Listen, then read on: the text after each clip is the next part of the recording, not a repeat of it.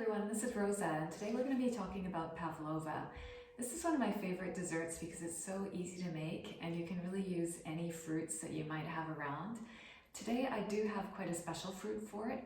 We're going to use passion fruit, which is something that I was lucky enough to get yesterday from a shop called 21 Paysans. It's a farm shop in Nice that mostly sells local produce, but yesterday they also had passion fruits from Sicily. Some of their produce comes from Italy. And I was quite surprised to see that because for me, passion fruit is something that comes from far away.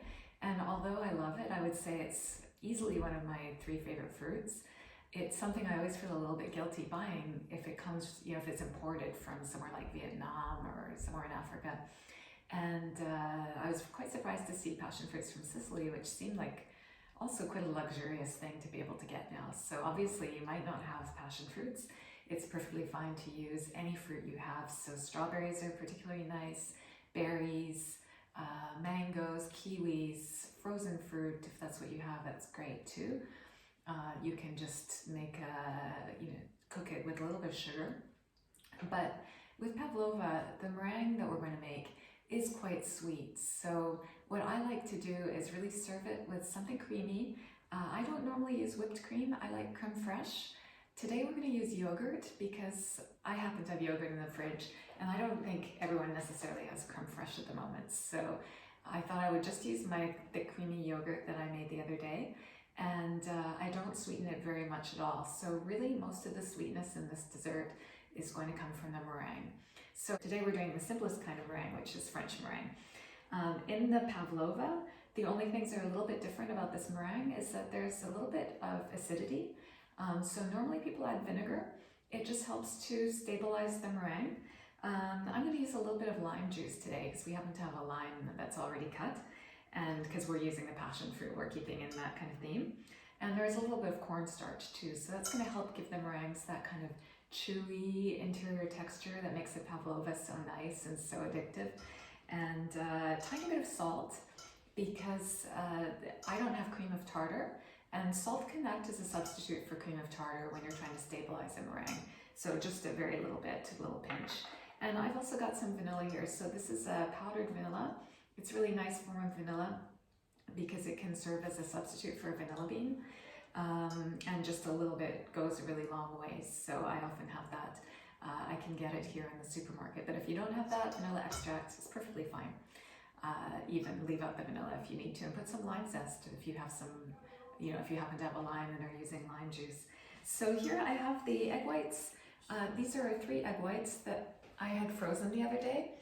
If you remember, our lemon custards used only egg yolks. So I took the 5 egg whites and I put them in the freezer. Today I only need 3, so I actually weighed them.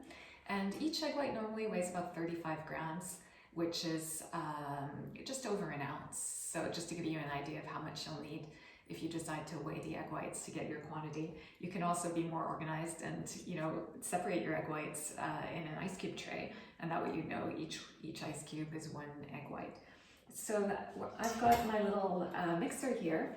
So at home I don't actually use a stand mixer. I just have this, and actually I've only had this for a few months. I used to do everything by hand at home. For some reason I thought it was fun to do it that way. But finally I cracked and I just wanted to get a simple hand blender. So you can see the mixer, it doesn't have to be anything fancy. And I'm just going to start to beat the egg whites. And the key to making a good meringue is to wait until the egg whites are really nice and fluffy before adding the sugar. You can also start beating them on lower speed and build up the speed gradually so that you'll get more volume. You also ideally want to have your egg whites at room temperature, so I let them thaw overnight in the fridge and then put them on the counter this morning. So it's been a couple of hours since I took them out. So the egg whites are starting to get a little frothy. I'll show them to you in a second. And I want them a little more foamy before I'm going to add the sugar. So I'll just show you what they look like now. You can still see they're quite liquid, but they're starting to look white. So I'm going to turn up the speed a bit. And then you want to add the sugar quite gradually, so don't dump it all in at once. And if you have a helper, you can get your helper to come in and pour the sugar in. So whites just starting to, they're not making peaks yet, but you can see they're starting to get much more foamy and maybe, you know, very slight soft peaks now. And I'm going to start pouring in the sugar. We'll see how ambidextrous I can be. And the sugar is really going to make the egg whites look really nice and frothy. So a little bit at a time. And I can feel the texture getting more firm as I add that sugar.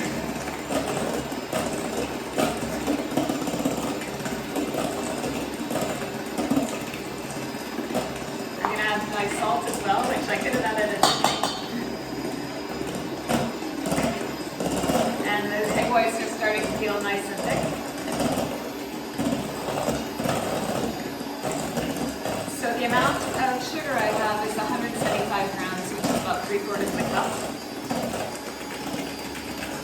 And now you just want to beat it until the sugar is actually really dissolved. So you don't want sugar crystals in your meringue. And it feels very, very thick.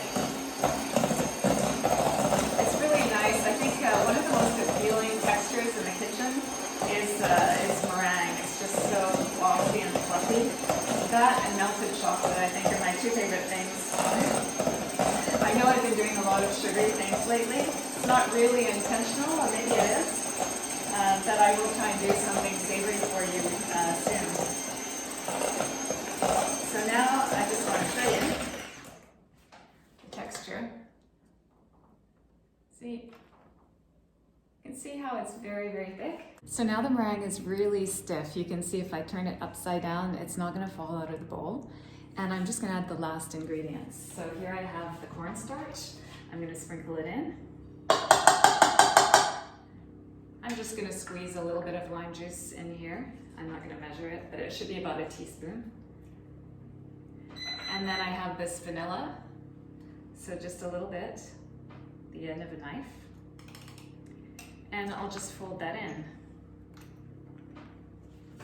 So I'll just show you. So just carefully, this meringue is very stiff, so it would take quite a lot to get rid of the air now, but still, when you fold it, just fold from the bottom up. And then to shape it, I just took this little dish, this ramekin that actually came with a cheese inside it, and I like to keep these because they're useful for all kinds of things, and I used it to trace circles so that I would know the size approximately of my pavlova. So I made 4 circles there. I used a pencil, so I'm just going to put the paper over because I don't actually want to eat the pencil at the end. And then I'll just roughly shape the pavlova, and we want just a little bit of a hollow in the middle so that we can put the fruit in there. So for that, I'll just use spoons. So you can start by just putting a big dollop, and then we can shape them after once we've divided up the meringue. Now I've shaped these into 4 beautiful clouds. You can see they're not completely tidy, but that's the intention, because the nice thing about this dessert is it can be kind of messy, and when you have those little peaks and swirls, that's what's going to give the meringue more texture. So I'm not aiming for perfection, although if you are the kind of person that likes things super tidy, there's nothing wrong with doing that either, but I kind of like it when it's freeform like this. I'm very happy with these meringues. They didn't get too much color in the oven. They look perfect. So now the last thing I have to do is I'm just going to take this little packet of vanilla sugar. This is something we can get at the supermarkets here. It's quite handy to give a vanilla flavor. I'm mixing that with my homemade yogurt. So you can see it's very smooth and creamy. And just mix it quickly. I want the yogurt to stay nice and thick. A little bit on the meringue. And then finally some passion fruit. So I'll cut it in half. So beautiful. And there you go. So of course I'll have to taste it, see if the meringue has a nice creamy texture. You can see that it does. It breaks very easily. It's chewy inside like a marshmallow. And finally I can taste it.